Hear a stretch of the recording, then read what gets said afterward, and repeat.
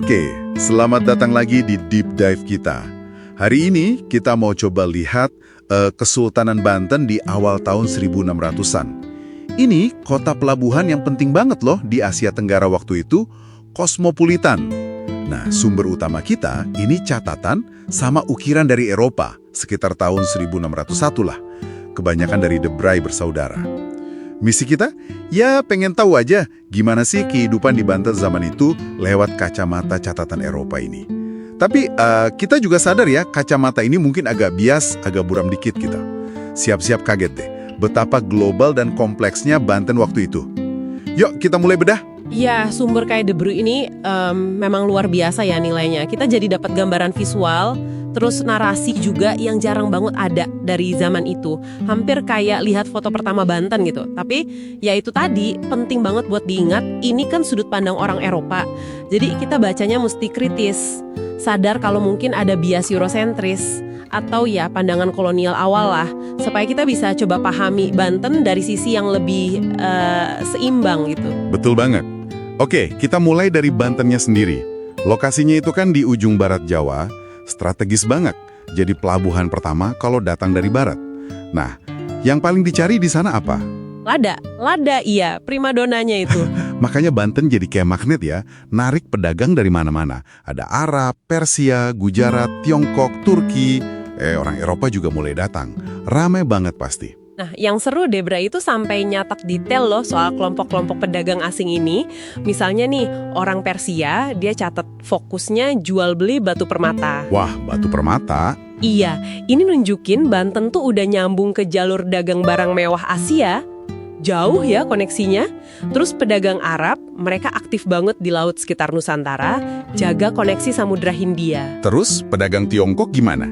Kayaknya sering disebut juga ya? Oh ya, De Bry sampai bilang mereka ini A prime edoctus, ahli banget dagangnya.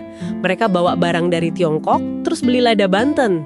Nah uniknya, mereka bawa timbangan presisi sendiri, stateram namanya. Oh ya, sampai bawa timbangan sendiri? Iya, biar ukurannya pas. Terus mereka juga punya kayak area permukiman sendiri gitu. Rapi banget sistem dagangnya. Menarik.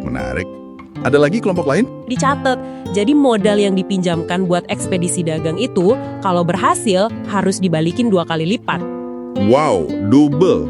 Iya, ini nunjukin sistem finansialnya udah lumayan maju ya, tapi ya jelas risikonya tinggi banget buat yang pinjem modal.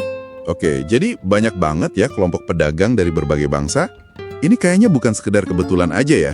Pasti ada semacam strategi dari kesultanannya. Nah, itu dia, tepat sekali. Ini strategi pluralisme yang disenggaja sama Banten. Mereka pinter, manfaatin keahlian navigasi orang Arab, terus mungkin teknologi kapal dari Turki, sama jaringan dagang Tiongkok yang luas itu. Buat apa? Buat nyimbangin pengaruh Eropa, kayak Portugis sama Belanda, yang udah mulai masuk gitu. Jadi biar nggak didominasi satu pihak ya?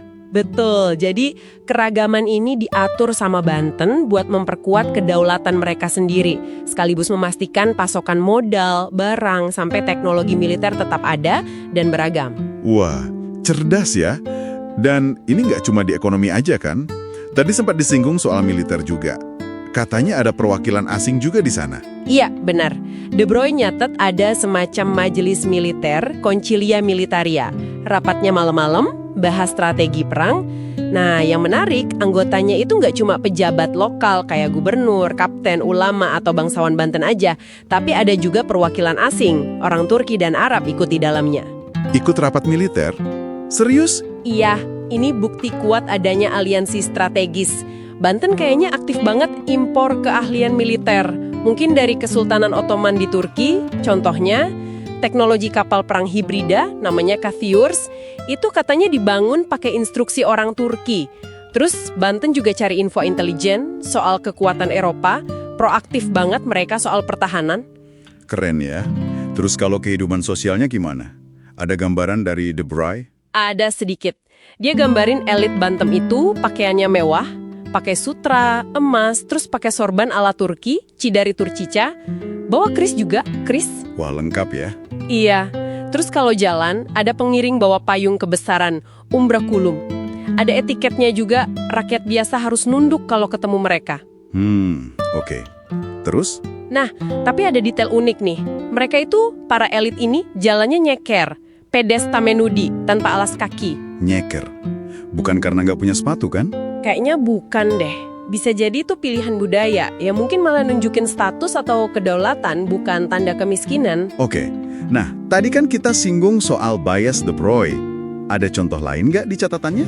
Ada, jelas banget pas dia deskripsiin ritual komunitas Tiongkok di Banten. Dia pakai istilah kayak idolatria, penyembahan berhala, atau cakodemon, roh jahat, buat nyebut dewa atau praktek leluhur yang dia nggak paham. Waduh, jelas banget ya kacamata Eropanya. Iya, tapi meski bias gitu, catatannya ini secara nggak langsung malah ngasih konfirmasi penting loh. Artinya praktek keagamaan non-muslim itu bisa jalan secara terbuka di wilayah Kesultanan Banten yang notabene muslim. Toleran berarti ya? Berarti Banten ini cukup terbuka ya. Tapi di sisi lain kedaulatannya dijaga ketat juga kan, terutama di laut. Betul banget. Ada cerita menarik soal Pulau Paniam. Portugis pernah nawar mahal banget 200.000 krusado buat beli pulau itu. Tapi sama Banten ditolak mentah-mentah. Alasannya dianggap bakal merugikan kerajaan, regni detrimentum, dalam jangka panjang. Oh, jadi mereka mikirnya jangka panjang strategis ya, bukan cuma untung sesaat. Iya, prioritasnya kontrol wilayah. Terus ada juga konflik awal sama Belanda nih. Ada insiden yang sama Belanda disebut Neveria Obstructio, pembantaian keji sekitar tahun 1619 sampai 1620. Kalau kita coba lepas dari narasi kolonialnya Belanda, bisa jadi itu sebenarnya aksi militer Banten buat mempertahankan kedaulatan lautnya dari ancaman monopoli VOC yang baru datang. Oke, jadi kesimpulannya, nih meskipun sumber kita ini dari catatan de Broglie yang ya kita tahu punya biasnya sendiri, kita tetap bisa lihat Banten di tahun 1601 itu sebagai pusat dunia yang udah canggih banget ya. Pluralis, tapi strategis, dan sangat menjaga kedaulatannya. Bener, mereka kelihatan aktif banget membentuk nasibnya sendiri, lewat politik, ekonomi, sampai aliansi global. Tapi sayangnya gimana kelanjutannya? Nah, ironisnya, justru kesuksesan dan keterbukaan Banten ini yang bikin VOC Belanda merasa terancam. Kan ambisi mereka monopoli. Akhirnya ya, tahu sendirilah, dengan politik pecah belah, divide et impera, VOC berhasil manfaatin konflik internal Banten. Ujung-ujungnya Banten takluk lewat perjanjian tahun 1684. Kedaulatan penuhnya hilang. Sayang banget ya. Tapi ada satu detail terakhir nih dari de Broglie yang menurut saya menarik banget, soal gamelan. Oh iya, gamelan. Iya, dia nyebutnya Saimbolorum. Katanya fungsinya bukan cuma buat upacara aja, tapi juga sebagai alat komunikasi negara. Jadi buat ngumumin titah sultan ke rakyat, itu pakai gamelan. Wah, menarik itu. Kayak pengeras suara zaman dulu ya. Iya kan? Nah, ini jadi mikir nih.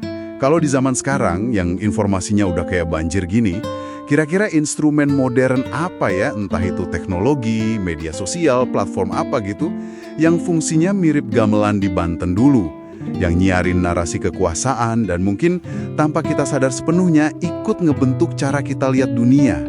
Sesuatu buat direnungkan mungkin ya.